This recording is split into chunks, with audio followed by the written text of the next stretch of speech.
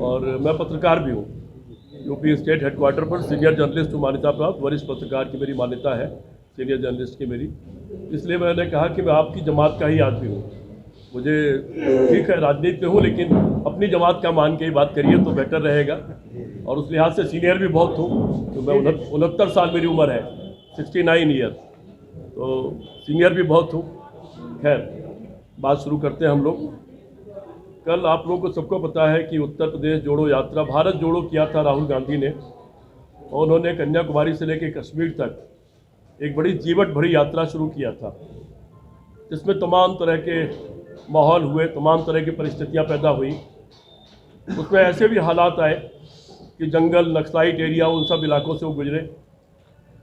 वो भी हालात आए कि जब वो दिल्ली में एंटर हो रहे थे तो जो कोरोना गायब हो चुका था, अचानक प्रधानमंत्री जी ने मास्क लगा लिया और सारी सरकार के मंत्रियों ने मास्क लगा लिया दिल्ली में राहुल गांधी के एंटर होने के पहले। और जो ही यात्रा दिल्ली से बाहर निकल गई, वो यात्रा रुकना चाहते थे कोरोना की आड़ में, यात्रा जो ही दिल्ली से बाहर निकल गई, मास्क उतर गया, कोरोना गायब हो गया।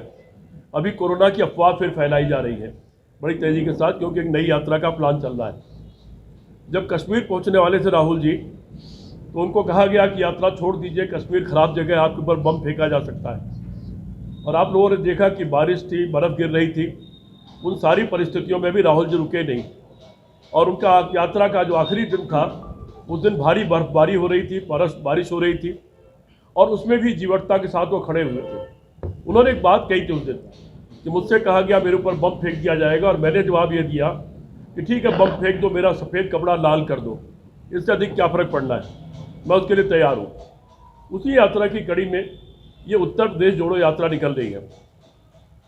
इस यात्रा के पहले मैं बाकी सारी बातें कहूँ, उसके पहले मैं एक बात कहना चाहता हूँ। जिलाध्यक्ष जी बैठे हैं, आज ये कप्तान से मिले थे, और चूंकि ये पार्टी लंबे समय तक सत्ता में रही है, ये नियम कानून का पालन करती है, ऐसा कोई काम नहीं करना चाहती जिससे कानून और संविधान कहीं टूटता हो, ऐसा भी कोई काम नहीं करना चाहती कि किसी को कोई परेशानी हो।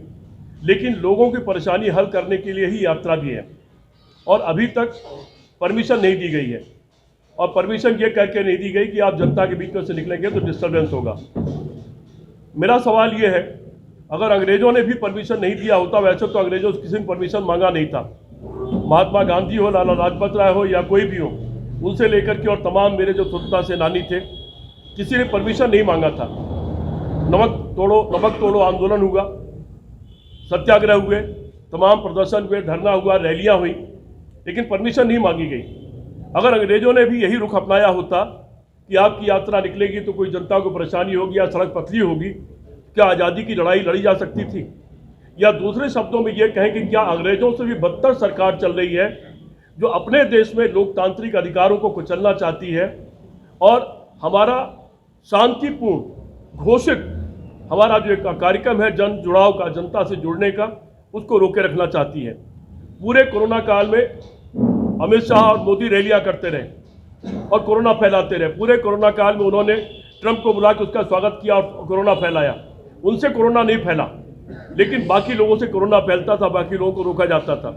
इस समय कांग्रेस पार्टी ने ये जोड़ने की यात्रा निकाली है, उसका नाम ही रखा गया है उत्तर प्रदेश जोड़ो, यूपी जोड़ो, पहले भारत जोड़ो था। और जोड़ने की यात्रा इसलिए निकाली गई है कि देश टूटा हुआ है, देश का दिल टूटा हुआ है, देश की आत्मा टूटी हुई है, विघटन है देश में और समाज में, बहुत बुरी तरह फैला दिया आरएसएस और उनके लोगों ने। इसलिए हम जोड़ने के लिए निकले हैं कि देश को जोड़ने की जरूरत है। देश गुलाम इसलिए हुआ था कि हम टूटे हुए थे, अलग अलग बटे हुए थे। देश आज़ाद इसलिए हुआ, हम एक हो गए, एक होकर के हमने चुनौती दे दी, अंग्रेजों भारत छोड़ो, तो देश आज़ाद हो गया।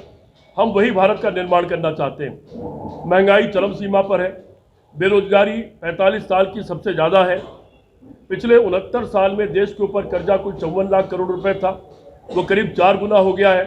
ये पता नहीं कि कर्जा वो क्यों लिया गया और कहाँ गया है। चीन को लाल आंख दिखाने की बात कहा था मोदी ने, और चीन 1200 वर्ग मील जमीन हमारी घेर के बैठ गया है। हर रोज 2-4 कदम और टहलकदमी कर लेता है। पाकिस्तान की सीमा पर एक सर के बदले 100 सर आने वाले थे, और कोई हफ्ता ऐसा नहीं बीतता जब हमारे कुछ जवान शहीद ना हो जाते हो। किसानों की आय दोगुनी होने वाली थी 2022 में ही, उसकी क्या हालत है वो आपको पता है। 2 करोड़ रोजगार हर साल मिलने वाले थे, उसकी हालत क्या है। अब तक 18 करोड़ 19 करोड़ मिल जाने चाहिए थे, उल्टे इससे डबल रोजगार गायब हो गए हैं। इससे ज़्यादा शर्मनाक क्या होगा कि कोई सरकार खुद ये कह रही है कि देश इतनी बुरी हालत में है कि 80 करोड़ लोगों को भीख का अनाज देकर जिंदा रखना पड़ रहा है। इतनी बुरी हालत तो कभी नहीं थी। डॉक्टर मनमोहन सिंह की सरकार में 30 करोड़ के लोग गरीबी की रेखा के ऊपर चले गए थे और हमको रोजगार भीख में नहीं देना पड़ा, हमको उनको राशन नहीं देना पड़ रहा था। मनरेगा के नाम पर काम के बदले जरूर लोगों को पैसा दिया गया कि काम करिए और पैसा लीजिए। जिनके पास रोजगार न हो वो काम करें और उनके लिए हम रोजगार उपलब्ध करा रहे हैं। लेकिन इस वक्त भीख खिला करके 80 करोड़ जनता को नकारा बनाने के तरीका और उनको बेकार करने की साजिश, ये इन सब चीज़ के खिलाफ हमारी यात्रा है। हमारी यात्रा लोगों को दिलों को जोड़ने की यात्रा है। अभी NBRC का डाटा आया है, उसमें आया है कि उत्तर हत्याओं के मामले उत्तर प्रदेश सबसे टॉप पर है। बलात्कार की स्थिति आप देख ही रहे हैं। डकैती अपहरण के मामले में सबसे टॉप पर है। ये सरकारी डाटा हमारा नहीं है। तो ये जो व्यवस्था है, जो शासन की अयोग्यता और अक्षमता है, जो अयोग्य शासन है, उसको हटाने के लिए हमारी ये यात्रा है। हमसे किसी ने सवाल पूछा कि आप क्यों चाहते हैं?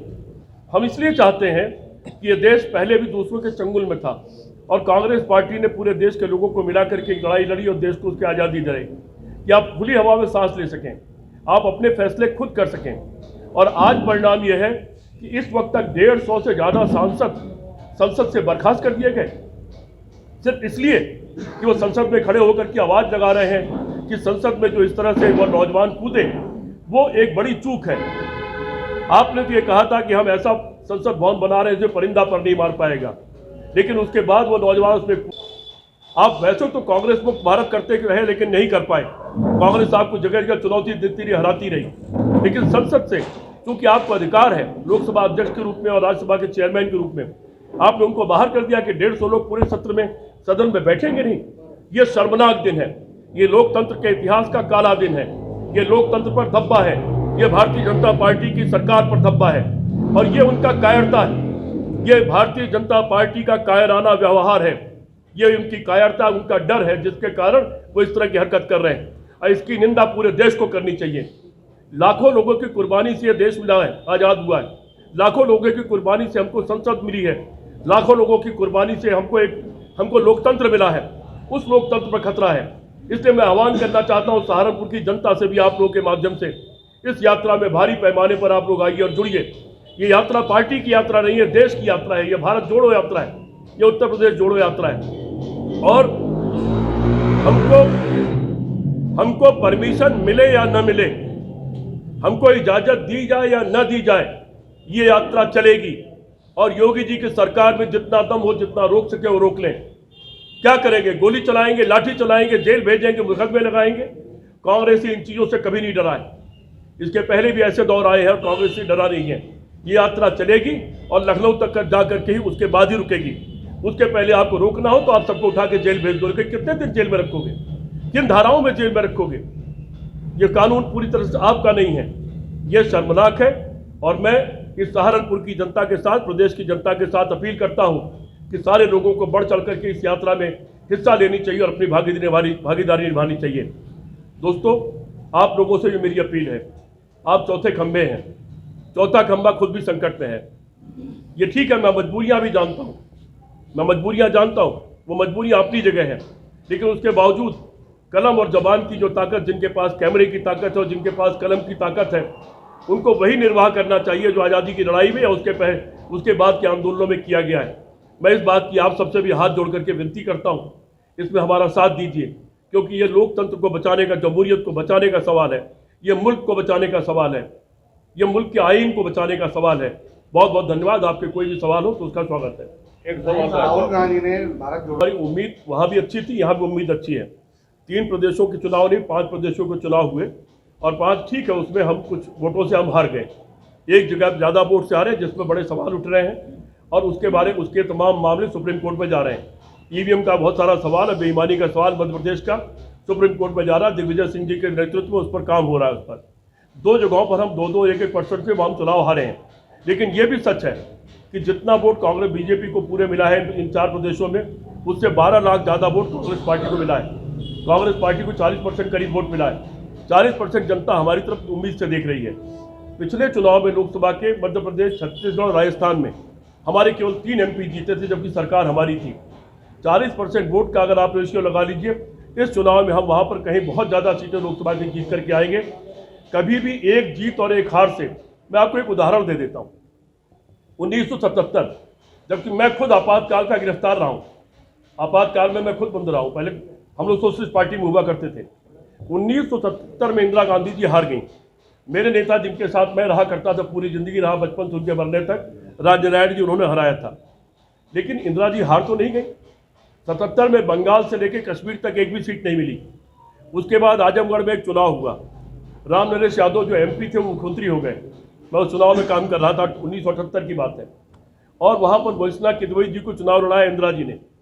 लेकिन इंदिरा जी दिल्ली से बैठ के डायरेक्शन नहीं दे रही थी, वो आजमगढ़ पहुँच गई।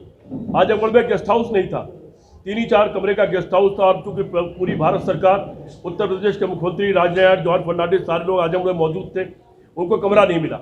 आप कल्पना कर सकते हैं कि इंदिरा जी जिस गांव में जहां भी कोई कह देता था हमारे घर रुक जाइए, वहीं रुक जाती थी। क्या आप ये समझ सकते हैं कि इंदिरा जी ने एक रात एक मंदिर में बिताया था? एक रात मंदिर में सोई थी इंदिरा गांधी उस आजमगढ़ में।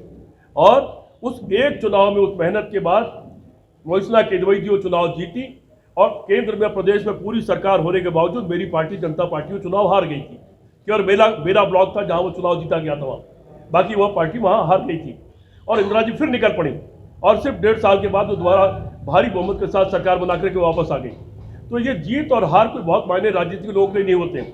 जीत जाए बहुत अच्छा, लेकिन हारे नहीं है, थोड़े पीछे रह गए, 1-2% वोट पीछे रह गए कुछ जगहों पर। लेकिन कुल वोट में जनता ने हमको ज़्यादा वोट देके ये बता दिया है कि जनता का विश्वास कांग्रेस के साथ है। और उसी उत्साह के साथ उत्तर प्रदेश बड़ा सूबा है, 80 सीट है, उसी उत्साह के साथ अब यहाँ पर निकलने जा रहे हैं। राय साहब, आप यूपी जोड़ने की बात के लिए यात्रा निकाल रहे हैं जी। आपके अपने नेता की घोषणा की थी, मेन नेता ही नहीं है यहाँ पे, आप अकेले बैठे हैं। नहीं, सब बैठे थे। नहीं, ये तो जिला अध्यक्ष वगैरह हैं। इमरान मसूद कहाँ? इमरान मसूद गंगों में, इमरान मसूद जी सुबह से बताता हूँ, मेरे जवाब आप लोग, मेरे पास जवाब है सब। इमरान मसूद जी सुबह से मिलने आए थे, मिल के गए हैं। चूँकि यात्रा गंगों में हो रही है, वहाँ पर तैयारी के लिए वो गए हुए हैं। दूसरी बात, जो प्रोटोकॉल होता है किसी कार्यक्रम का, प्रेस कॉन्फ्रेंस का, उसमें जिला अध्यक्ष, नगर अध्यक्ष और प्रवक्ता इनका होना जरूरी है। बाकी लोग अगर खाली हो तो हो जाए, नहीं तो ये लोग नहीं होते तो सवाल होता जी। क्या सबसे से आप सत्ता में आ जाएंगे? उम्मीद रखते हैं सत्ता पक्ष को कोसनी, और सत्ता पक्ष की कमियां मेहनत क्यों नहीं है? सत्ता पक्ष की कमियां गिना रहा हूँ, और सत्ता पक्ष की कमियां गिनाना, उसका आईना दिखाना मेरा राजनीतिक का कर्तव्य है। विपक्ष का दल होने के नाते मेरा ये कर्तव्य है, और रोज मुझको ये काम करना चाहिए। जो विपक्ष में हो उसी करना चाहिए। पब्लिक का अगर वोट चाहिए तो कम से कम पब्लिक के बीच जाना पड़ेगा। जा रहे हैं, इसीलिए पब्लिक में निकल रहे हैं। ये पब्लिक में इसीलिए निकले। अभी पिछले महीने डीएम साहब बार-बार रिक्वेस्ट करते रहे बूथ कमेटी के लिए, किसी भी पार्टी की नहीं की, भाजपा के अलावा। कोई बात नहीं, चिंता नहीं करिए, कोई मेहनत नहीं होगी तो कैसे? कोई बात नहीं, चिंता मत करिए, अभी सड़क पर निकलना है, सब कुछ हो जाएगा। यहाँ पर थे, वो PDA की बात कर रहे हैं, और मुख्यमंत्री नरेंद्र मोदी ने राजस्थान, मध्य प्रदेश और छत्तीसगढ़ में जो कार्ड नहीं खेला उन्होंने। हमारे दोनों मुख्यमंत्री पिछड़े थे। अशोक गहलोत जी माली जात के थे, जो पिछड़ों में भी बहुत पीछे होते हैं, और भूपेश बघेल साहब कुर्मी जात के थे। हमारे दोनों पिछड़े। कांग्रेस पार्टी रुकेगी नहीं, यात्रा हरारत में निकलेगी। क्या परमिशन, एक बात सुनिए, हम लोगों का जो पुराना तरीका था, मारेंगे भी नहीं, मानेंगे भी नहीं, ये पुराना तरीका हम लोगों का था। परमिशन की बातें अब कब शुरू हुई मुझे नहीं मालूम। मैं जब बचपन में राजनीति करता था, socialist party doctor Ram Manohar Lohia की थी, हमने कभी परमिशन नहीं ली। अगर कोई ऐसी चीज़ होती थी कि कहीं ऐसा लगता था कि बहुत भीड़ भाड़ होने वाली है, तो सूचना दी जाती थी, सूचनार्थ प्रेषित, परमिशन नहीं लेते थे। राय साहब, आज उद्धव ठाकरे ने कहा है कि यदि संयोजक को हम प्रधानमंत्री चरण नहीं मानते, अलग मिल रहे हैं, नीतीश कुमार अलग मिल रहे हैं। इनके मैं समझ गया, आपका सवाल समझ गया। नेताओं का मिलना एक अच्छा लक्षण है कि विभिन्न नेता आपस में मिलते रहे, आपकी राय बात करते रहें। लेकिन 19 तारीख को सारे नेताओं की सामूहिक बैठक है, उसमें सारे नेता शामिल हो रहे हैं। पहले भी लोग सवाल उठा रहे थे कि ये लोग मिल नहीं पाएंगे, लेकिन आपने देखा कि महाराष्ट्र की मीटिंग के बाद हमने सब कमेटियां बना दी। वो कमेटियां अपना काम लगातार कर रही हैं। सारी चीज़ें बिल्कुल बेकार चली जाएंगी, सब निरर्थक साबित होगी और ये इंडिया गठबंधन बहुत मजबूती से एक होकर के लड़ेगा और अंतिम समय तक एक रहेगा पूरी ताकत से।